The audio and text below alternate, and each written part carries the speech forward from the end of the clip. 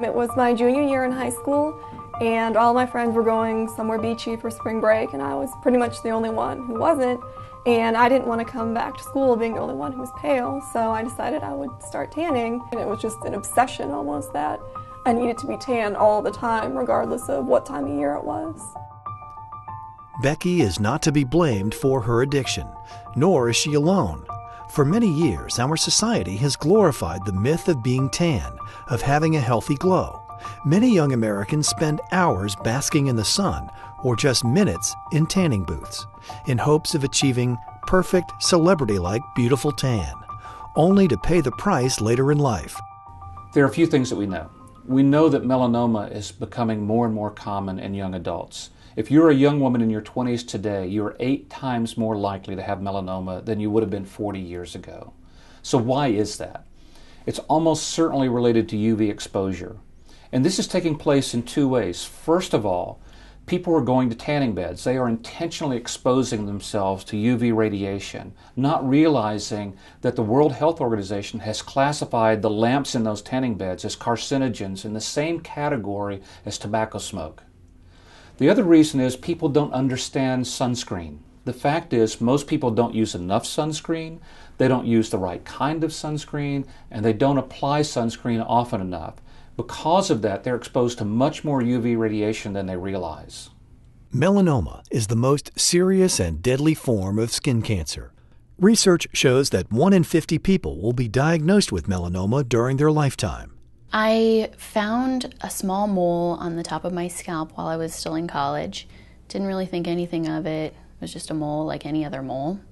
And probably the summer after I graduated from college, it started giving me problems. It started bleeding, started scabbing over. Went to the dermatologist and they did a biopsy and I was diagnosed. It's kind of a scary thing because it can happen to anyone at any time. You know, I certainly have never been badly burned before.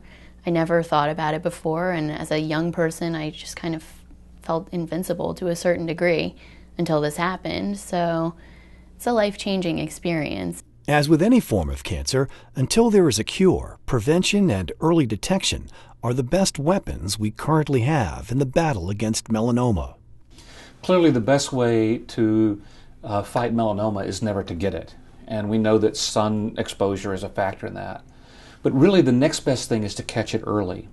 If you catch melanoma early, 90% of the time, if not more, it is cured through simple surgery that takes place in a doctor's office, and you never have to worry about it again. If you ignore that spot that's changing or looks different or looks unusual, and if it is melanoma, those melanoma cells can spread throughout the body. Once it's spread throughout the body, the average life expectancy is measured in months. The MRF is funding innovative research and clinical trials so people with melanoma like Bobby can have options. If it weren't for the clinical trials, I would not be here, and I know that for a fact. So it's very, very important.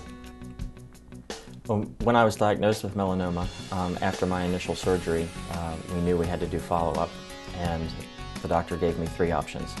The first option was, of course, do nothing, which really was not an option for me. Second option was to do interferon, and the third option was to do a clinical trial. After discussing everything with my family, we chose to do the clinical trial, and I was directed to NIH, where I was able to enter into a clinical trial for the treatment of my melanoma. The Melanoma Research Foundation is the largest independent organization devoted to melanoma research, education, and treatment. The MRF is committed to supporting medical research to find effective treatments and eventually a cure for this deadly disease. The mission of the Melanoma Research Foundation is research, education, and advocacy.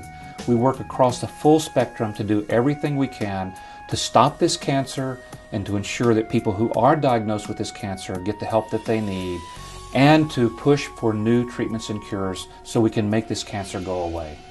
The Melanoma Research Foundation's website was one that I came across, and I particularly enjoyed there.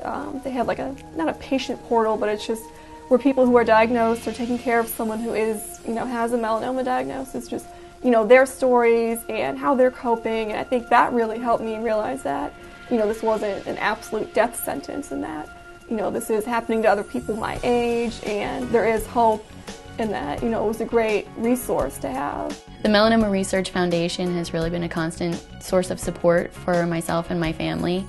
I know that they're here for me when I need them, and it's always great to have some place where I can go and ask questions or, ask for help when I need it. The Melanoma Research Foundation has volunteer partners across the country who are holding a pasta party and sending in a check to fund research, who are holding a walk in the park to help raise awareness, who are talking to the local high schools. People are doing all kinds of things in this fight. People are coming to Capitol Hill in Washington, D.C. and talking to their members of Congress saying, you need to have better regulations on tanning beds. These are carcinogens. Why are you letting teenagers go in there without any controls or regulation? People are telling their stories to the media. A lot of voices, each doing their part, working together, can make a difference. We can change the world for people with melanoma. We need everyone to do their part, and together we can turn the corner on this cancer. Make a difference in the fight against melanoma. Find out how you can by visiting melanoma.org or calling 1-800-673-1290.